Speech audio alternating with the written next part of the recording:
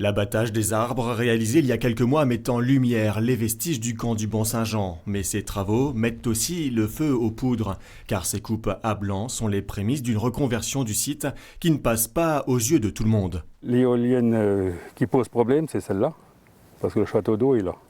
Propriétaire du terrain depuis 2016, après que l'armée l'ait cédé pour 1 euro symbolique, la petite commune de Dantin voit là l'opportunité de tirer des recettes de la fabrication d'électricité avec les éoliennes et des panneaux photovoltaïques. Nous, on veut faire un projet photovoltaïque sur une vingtaine d'hectares. Donc le reste serait en domaine forestier, quoi.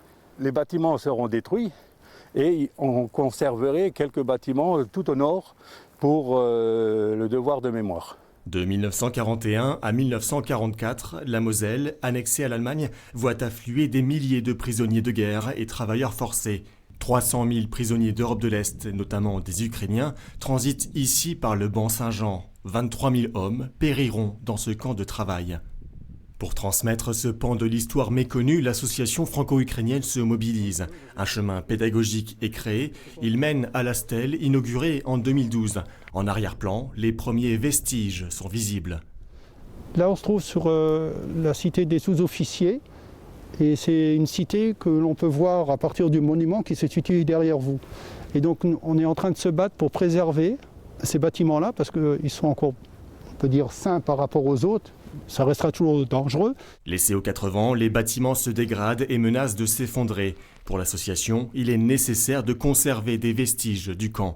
Après de nombreuses discussions, un consensus semble se dessiner entre les différentes parties.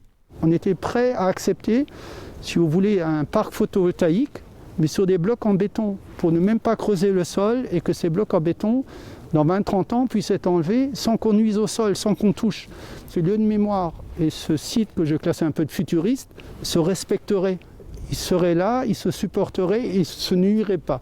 Mais ce compromis ne satisfait pas l'ensemble des membres de l'association. Certains sont opposés à toute reconversion.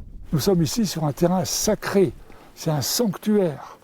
Et venir ici avec des projets quels qu'ils soient relève de la profanation, relève du sacrilège. Hélène Zanier, députée de Moselle, a rencontré la ministre des Anciens Combattants, Geneviève Darrieussecq, pour lui exposer le sort du Bon-Saint-Jean. Des réunions de travail seront organisées avec tous les acteurs du territoire pour trouver une solution qui conviendrait à tous.